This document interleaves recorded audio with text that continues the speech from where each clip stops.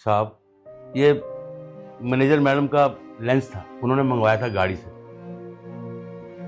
साहब, आपको पता आज मेरे साथ क्या हुआ?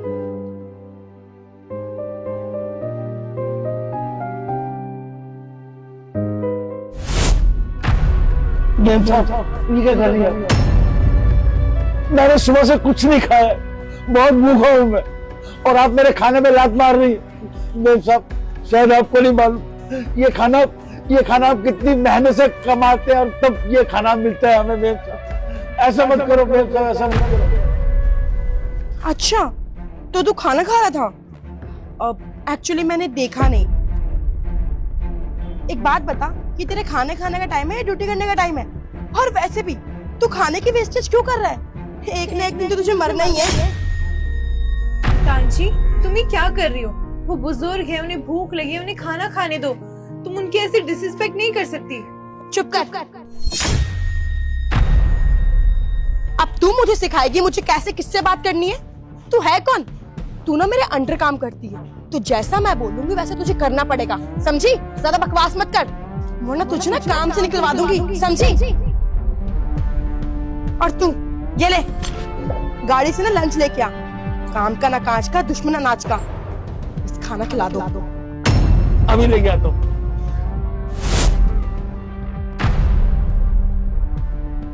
आप एक काम करो, आपको जब मैं अंदर बुलाऊंगा ना तो आप आ जाना। ठीक है साहब।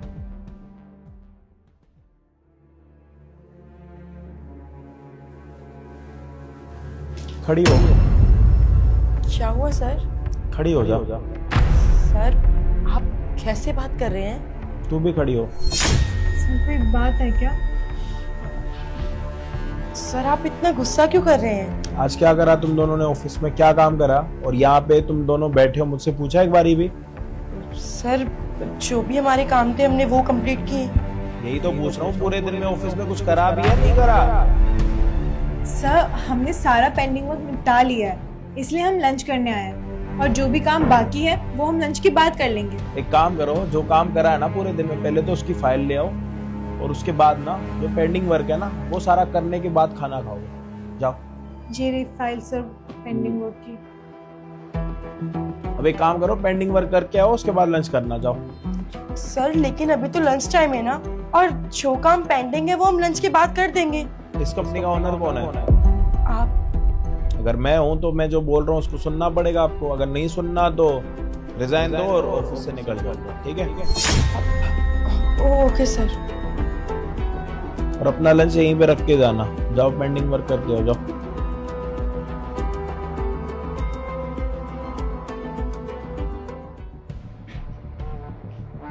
सर, हमने पेंडिंग वर्क कंप्लीट कर लिया है। और जो आज आप लोगों ने काम करा है वो पूरा काम तो मुझे इसमें दिख भी नहीं रहा। सर, बट हमने पूरा काम कंप्लीट कर लिया है। अच्छा, पूरा दिन यही करा? सर, आप चेक करिए ना, सारा काम इसमें मेंशन्ड है ऑलरेडी। अंकल,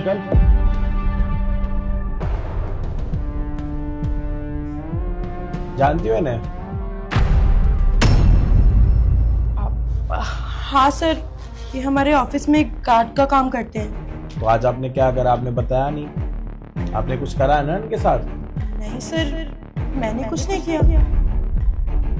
तुम ऑफिस की मैनेजर हो और तुम ऑफिस के एचआर हो, तुम दोनों मिलके अगर इतनी गिरी हुई हरकत करोगे तो ऑफिस का बाकी स्टाफ क्या करेगा? तुम्हें शर्म आ रही है तुम दोनों को? वो सर, गलती से हुआ था। वो ये खाना खा रहे थे, मैंने देखा नहीं, तो गलती से इनके खाने पे मेरा पैर आ गया। मैं उसके लिए सॉरी बोल चुकी हूँ। ये गलती से हुआ था? अंकल, इसने गलती से करा था जो भी करा था? अरे नहीं सर, ये झूठ बोल रही है।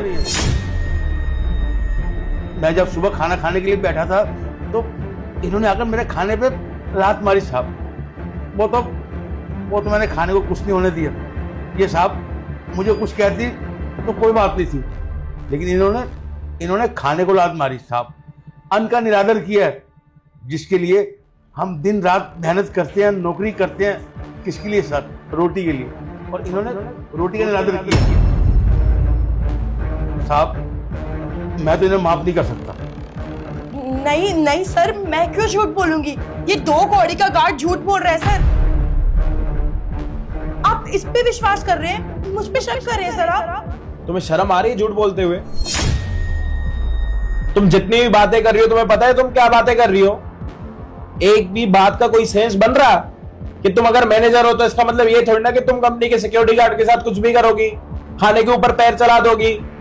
यहाँ पे जॉब क्यों करती हो? अपना घर चलाने के लिए ना। जब वो तुम्हारे काम में इंटरफेयर नहीं कर रहे तो तुम्हारा क्या लेना देना कि तुम उनकी लाइफ के साथ इंटरफेयर कर रही हो? वो सर मैंने आपको बताया ना, वो गलती से हो गया था। मैं माफी मांग चुकी हूँ और मैं आपसे भी माफी मांगती हूँ। आई एम रियली सॉरी सर, मुझसे गलती हो गई। तो तुम्हें अभी रियलाइज हो रहा है कि तुमने जो भी काम करा वो गलत है?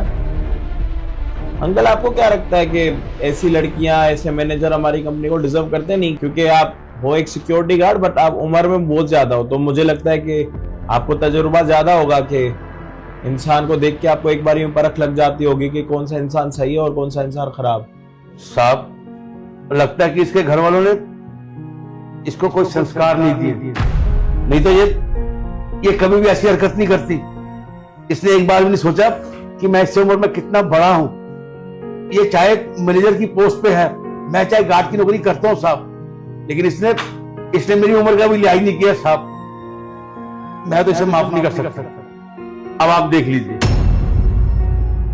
हितांशी, आज जो तुमने हरकत की है ना, इसको नजरअंदाज नहीं किया जा सकता, क्योंकि मुझे नहीं लगता कि तुम हमारी कंपनी में लायक भी हो जॉब करने की। आज तक तुम्हारी ये वाली बात मेरे सामने कभी आई नहीं कि तुम इतनी बड़ी बदतमीज हो। अगर मुझे पहले पता होता ना कि तुम इतनी बड़ी बदतमीज हो, शायद मैं अपनी कंपनी में तुम्हें मैनेजर बनाता ही नहीं। और तुम्हें शर्म आ रही है? कंपनी के एचआर हो, उसके बाद भी तुमने ये हरकत करी इसके साथ मिलके।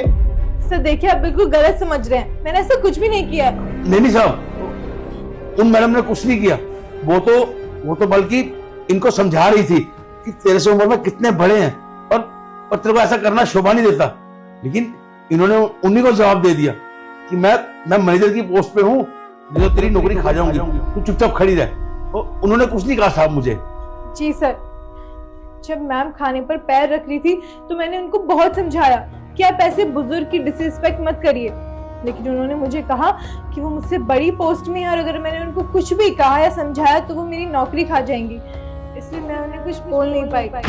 मतलब सिर्फ इसी ने आपके साथ बदतमीजी करी है? जी साहब। और इसने? नहीं साहब। नहीं सर, मेरा कहने का मतलब ये नहीं है, बट सर मैं सच में सच बोल रही हूँ, मेरा ऐसा कोई इंटेंशन नहीं था। आप तो बहुत बड़ी मैनेजर बन गई। आप में तो हुनर का कोई डर ही नहीं है। आप तो अपनी कंपनी समझ के बैठ चुके हो। आपको तो ये भी नहीं पता किससे क्या बात करनी, किससे क्या बात नहीं करनी।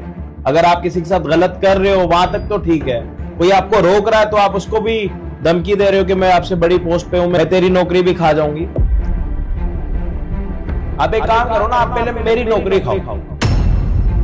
मुझे भी देखना है कि कौन किसको नौकरी से निकालता है इस कंपनी में। आई एम रियली सॉरी सर, मुझसे गलती हो गई। ठीक है जी, माफी भी दे देते आपको, लेकिन एक शर्त है, आप अंकल के सामने सॉरी बोलो और हाथ जोड़ के जोर से सॉरी बोलो। अगर वो तुम्हें माफ करने के लिए तैयार हो जाएंगे और माफ कर देते हैं तो मैं तुम्हें इस कंपनी में दोबारा से मैनेजर रख लूंगा। लेकिन अभी जो तुम मेरे सामने खड़ी हो ना, इस टाइम पे मैं तुम्हें मैनेजर नहीं समझ रहा। अगर वो आपको माफ करते हैं तो ठीक है, नहीं तो। सर आप ये कैसी बातें कर रहे हैं? अब मैं एक गार्ड से माफी मांगूंगी, अगर स्टाफ में कोई देख लेगा तो क्या सोचेगा? यही तो पूरा स्टाफ क्या कहेगा कि मैनेजर बदतमीज है। इसीलिए कह रहा हूँ, बड़ी बनो, सॉरी बोल दो, आपसे बड़े, अच्छे से माफी मांगो। अगर माफ कर देते तो ठीक है। देखिए सर, मैं इस ऑफिस की मैनेजर हूँ, मैं ऐसे ही किसी से माफी नहीं मांग सकती हूँ। कोई बात नहीं, आपके पीछे एचआर है, वो मैनेजर बनने के लिए तैयार है, हाँ या ना? यस सर, मैनेजर बनने के लिए कौन रेडी नहीं होगा? I am ready. नहीं सर, मैं माफी मांगती हूँ सर, आप ऐसा मत कीजिए। I am really sorry uncle ji, मुझे माफ कर दीजिए। मैंने जो भी कुछ किया सुबह वो बहुत गलत था, मुझे ऐसा नहीं करना चाहिए था। मैं आपके आगे हाथ जोड़ के माफी मांगती हूँ, मुझे माफ कर दीजिए आप। देखिए सर, मैंने माफी मांग ली अंकल से, मुझे आप भी माफ कर दीजिए। मैं आपके आगे हाथ जोड़ती हूँ सर, मुझे ऐसे काम से मत निकालिए।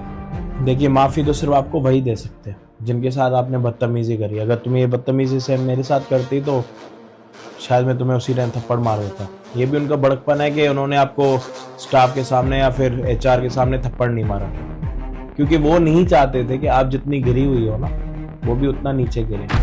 अंकल जी देखिए, मेरे काम का सवाल है, मेरी नौकरी चली जाएगी तो मैं बहुत मुसीबत में आ जाऊंगी। मेरे घर में माँ बाप भाई बहन उन सबका खर्चा कैसे उठाऊंगी मैं आपके आगे हाथ जोड़ती हूँ अंकल जी, मुझे माफ कर दीजिए। आगे से मैं ऐसा कभी कुछ नहीं कहूंगी, मैं आपके पैर पड़ती हूँ। ठीक है बेटा, अब जब तुमने अपने माँ बाप का वास्ता दिया ना तो मैंने तुम्हें माफ किया, क्योंकि मेरे घर में भी बच्चे हैं बेटा। लेकिन आइंदा ध्यान रखना, कभी भी ना अपने से बड़ी उम्र वाले के साथ ऐसा व्यवहार मत करना जो तुमने किया है, समझी? जाओ, मैंने तुम्हें माफ किया।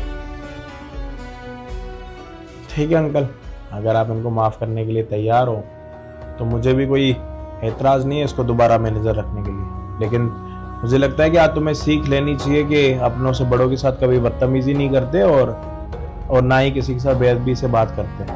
तुम्हें अगर अपनी पोस्ट का इतना घमंड है ना तो ये घमंड तुम्हारा 2 मिनट में चूर हो जाएगा, क्योंकि तुम्हारे पीछे भी ना बहुत सारे लोग हैं तुम्हारी कंपटीशन में जो तुम्हारी जगह लेना चाहते हैं। समझ आई? Okay okay sir, thank you so much. और आज के बाद ना तुम यहाँ पे लंच नहीं करोगे, अपना लंच उठाओ और अपने केबिन में लंच करो। ठीक है साहब, मैं चलता हूँ। सताक्षी, वो देखो मेरा लंगड़ा चाचा आ रहा है। ये ना पक्का मुझसे पैसे मांगने आया होगा। अगर ये मेरे बारे में पूछे ना तो बोलना मैं ना ऑफिस चला गया, ठीक है? लेकिन हुआ। नमस्ते। नमस्ते बेटा। भाभी नमस्ते। आप चाचा जी, आप अचानक? बेटी कैसी बात कर रही है, हम कोई रिश्तेदार थोड़ी ना है, हमारे बेटे का घर है, हमारा घर है, इसलिए चले आए। हाँ लेकिन बता देते आने से पहले। अरे बेटी ये सब छोड़, ये बता सैम बेटा कहाँ है? वो तो इम्पोर्टेंट मीटिंग में गए हुए हैं। आपने बताया नहीं था ना आने से पहले। पर बेटा कल तो बात हुई थी, कह रहे थे मैं घर पे ही हूँ। हाँ कल तो घर पे ही थे, आज सुबह ही निकले हैं। अगर आप दोनों बता देते कि आप आने वाले हैं तो मैं उन्हें बता देती, तो मैं उन्हें रोक लेती। आपने बताया नहीं था ना। और कुछ काम है क्या? बेटा काम तो हमें उससे ही था, बहुत जरूरी काम था हमें तो उससे। भाभी आप एक बार भैया को कॉल करके देखिए और उनसे पूछिए कब तक आएंगे। कॉल नहीं कर सकती, बताया तो इम्पोर्टेंट मीटिंग में, कॉल उठाएंगे नहीं वो। फिर भी भाभी एक बार ट्राई कीजिए ना, क्या पता कॉल उठा ले।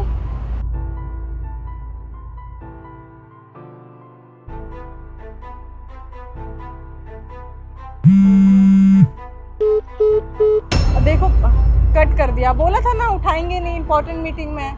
बेटा एक बार और ट्राई करो ना, वैसे भी मैं ना 100 कॉल कर चुका करीब, पर उसने मेरा फोन ही नहीं उठाया। हाँ भाभी एक बार और देखिए।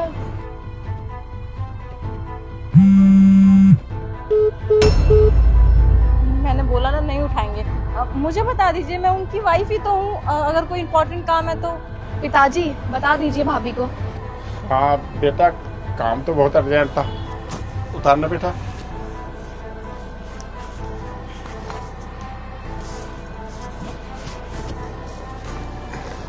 पकड़ना बेटा। बहू क्या है ना, ये पैसे सैम बेटा को दे देना। इतने सारे पैसे चाचा जी, लेकिन सैम को क्यों देने इतने सारे पैसे? अरे बेटा वो बहुत परेशान चल रहा है, मेरी उससे बात हुई थी। क्या है ना, अभी मैंने परसों उससे पैसे मांगे थे 1000 रुपए, तो कह रहा था उसकी कंपनी में ना बहुत लॉस चल रहा। हेलो नमस्ते चाचा। नमस्ते बेटा। बेटा वो क्या ना, वो मुझे तू 2000 रुपये भेज देगा, मुझे दवाइयाँ लेनी है। चाचा मैं आपको क्या बताऊं, पिछले 1 महीने से मेरा काम बिल्कुल भी अच्छा नहीं चल रहा, बल्कि मेरे ऊपर तो कर्जा हो रहा है। और अगर मैंने बैंक का लोन नहीं चुकाया तो हो सकता है कि मुझे अपनी कंपनी बंद करनी पड़े। पूरा 7 लाख रुपए का लोन है मेरे ऊपर, और मैंने सिर्फ 2 लाख रुपए चुकाए हैं। 5 लाख रुपए का कर्जा अभी भी मेरे सर पर है। देखो चाचा, आप ना मेरे बाप समान हो। अगर मेरे पास पैसे होते ना तो मैं आपको कभी भी मना नहीं करता, एक ही बार में कॉल पे ही डाल देता। आप एक काम करो, आप किसी और से ले लो, मेरे पास जब होंगे मैं आपको दे दूंगा। अच्छा बेटा कोई बात नहीं बेटा, मैं इधर उधर से इंतजाम कर लूंगा, तू चिंता मत कर, सब ठीक हो जाएगा। ठीक है। आया बड़ा 2000 रुपए चाहिए। ये लोग भी ना रिश्तेदारी तब जोड़ते हैं जब इनको पैसे चाहिए होते हैं, बाप समान। अच्छा, आप लोग अंदर बैठिए ना, बहुत बातें हो गई यहीं पे खड़े खड़े, आइए। नहीं भाभी, अंदर नहीं आ सकते हैं। वो क्या है ना, जब हम गांव से चले थे ना शहर आने के लिए, तो हमने अपनी वापसी की ना ट्रेन की टिकट तभी करा ली थी, तो ट्रेन हमारी छूट जाएगी अगर यहाँ रुके तो। अरे छोटी, ये कौन सी बात होती है, ऐसा थोड़ी ना होता है। आप अभी आए और अभी जाने लग रहे हो। कोई बात नहीं बेटा। और हाँ बेटा, सैम से कहना कि उसका चाचा भी जिंदा, अगर कोई भी परेशानी हो ना तो ना हमें याद करेगा। क्यों बेटी? वो क्या ना, वो तो अपने हिस्से की जमीन बेच आया था। अब मेरे पास जो 3 बीघे जमीन थी ना, वो मैंने बेच दी। अरे आखिरकार हमारे तो खून है सैम, हम उसके काम नहीं आए तो कौन काम आएगा? और आखिरकार एक ही तो ले दे करके हमारे बेटा है, तो इसलिए बेटा हमने वो जमीन बेच दी। और उस सैम से कहना चिंता करने की कोई बात नहीं है, अभी उसका चाचा और उसकी बहन ना जिंदा है। चाचा जी वो बात तो ठीक है, लेकिन ऐसा नहीं होता। आपने अपनी जमीन बेच दी। अरे काम में तो उतार चढ़ाव होता रहता है, काम सही हो जाता। आपको जमीन बेचने की क्या जरूरत थी? अभी तो छोटी की शादी भी बाकी है। नहीं भाभी, कोई बात नहीं। वो क्या है ना, हमारा कोई सगा भाई नहीं है, तो चाचा का लड़का ही सही, लेकिन हम उनको सगे भाई से भी बढ़ के मानते हैं, तो उनके लिए इतना तो हम कर ही सकते हैं। और वैसे भी भाभी, हमारा क्या है, कल को शादी हो जाएगी, शादी करके हम तो दूसरे घर चले जाएंगे, तो इस ज़मीन का हम भला क्या करेंगे? तो भैया के ये पैसे काम आ जाएंगे, हमारे लिए इतना ही काफ़ी है। अच्छा बेटा, चलते हैं।